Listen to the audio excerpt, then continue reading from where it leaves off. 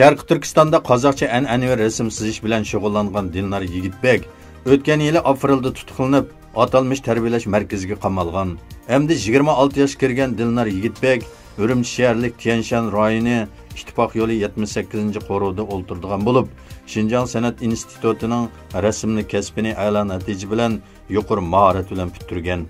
Hamda nodir asarlar bilan nopozliq rassomlar qatoridan o'rin olgan. 2018-yili aprelda tutuqlanib, 3 yillik muddatli qamoq jazosiga hukm qilingan. Onun chet eldagi tuqqanlarining aytishicha, Dilnar Yigitbek atalmış tarbiyalash lagerida ig'ir kasal bo'lib, aqli hushidan ozgan ekan. Qozog'iston Ot yurt yoshlar jamiyatining qurg'uvchisi Sarkinbayning deyishicha, nurg'un mashhur yozuvchi, shoir, san'atkor, axborotchilar, o'qituvchi, professor va boshqa soatga sarxilla tutqun qilingan. Bularning hammasi milliy tus olgan asarlar bilan ayblangan ekan.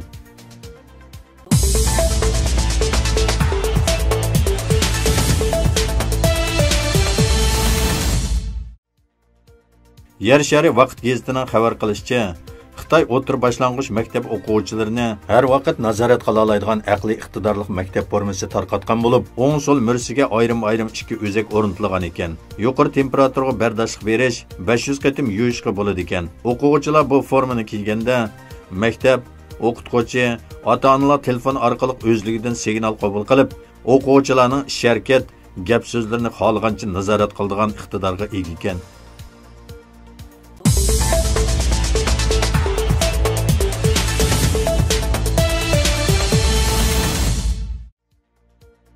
Germaniyadagi İlham To'xtini qo'llash guruhining mas'uli Anvarjon apandi 2018-yilning Uyg'ur masalasining xalqarolishi kuchaygan 1 yil bo'lganligini ta'kidladi.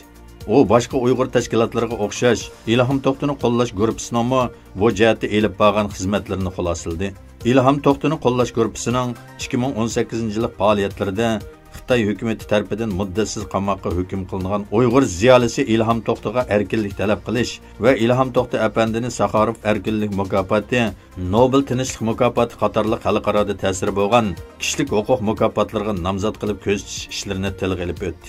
U yana Xitoyning tarbiyalash markazlari deb atalgan jazo lagerlariga qamalgan Uyg'urlarga erkinlik talab qilib uyushtirgan muhokama yig'inlari bilan namoyish faoliyatlarini sanab o'tdi.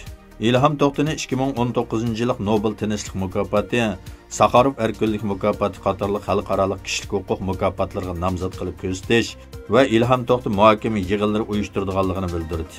U yana o'zlarining navbatda Yevropa parlamenti va Amerika qatorli g'arb demokratik davlatlaridagi ta'siri kuchli siyosiy arboblarning qo'llashini qo'lga keltirish uchun tirishchanlik ko'rsatayotganligini ta'kidladi.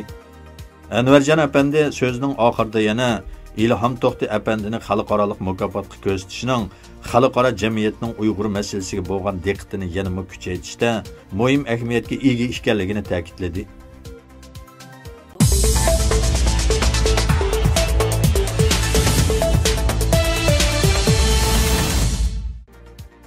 Xitoy hukumati o'zi boshlamchilik qilib yo'lga qo'ygan bir balvoq bir yo'l qurilishi orqali Osiyo va Sharqiy Yevropa davlatlarini qarz bilan ta'minlash, bu davlatlarning halqiliq ul aslaha qurilishlarini huddiga elish orqali o'zining iqtisodiy va siyosiy ta'sirini kuchaytirmoqda ekan.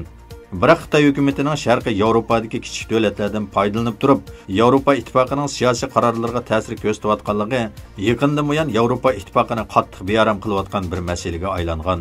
Yevropa ittifoqining bosh elchilari bu yil aprelda e'lon qilgan bir dokladida Xitoyning bir balvoq bir yo'l strategiyasiga qarshi Yevropa ittifoqining darhol harakatga o'tish kerakligini eskartgan.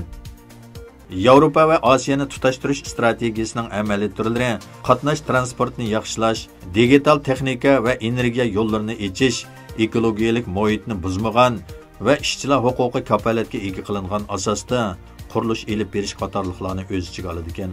Fransiya agentligining aytishicha, hozirgacha Xitoy mablag' solgan Pokiston, Sri Lanka qatorliq davlatlarning allaqachon qarz patqiga petib qilishi, Xitoyning telefon, uchur aloqa sistemalarining bexatar emasligi, Xitoy qurilish turlarining yerli xalqlarga manfaat bermaslikdek bir qator masalalar navbatda bir balvoq bir yo'l qurilishi ramkasiga kirgan davlatlarda ikkilanish paydo qilmoqda ekan.